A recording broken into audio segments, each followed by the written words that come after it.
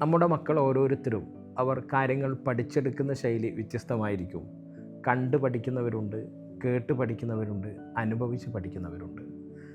35ഉം 40ഉം കുട്ടികൾ ഒന്നിച്ചിരിക്കുന്ന ഒരു ക്ലാസ്സിൽ ഒരധ്യാപകൻ ക്ലാസ് എടുക്കുന്ന സമയത്ത് മിക്കവാറും എല്ലാ കുട്ടികളും ആ കാര്യങ്ങൾ മനസ്സിലാക്കുമെങ്കിലും വളരെ അപൂർവം കുട്ടികൾക്ക് കാര്യങ്ങൾ മനസ്സിലാക്കിയെടുക്കാൻ ചില ബുദ്ധിമുട്ടുണ്ടാവും. അത്തരത്തിലുള്ള സന്ദർഭത്തിലാണ് ഇപ്പോൾ നിലവിലുള്ള ഒരു കുട്ടിക്ക് ഒരു ടീച്ചർ എന്ന സംവിധാനം വളരെ എഫക്റ്റീവായി നമുക്ക് ഉപയോഗപ്പെടുത്താൻ കഴിയുന്നത്.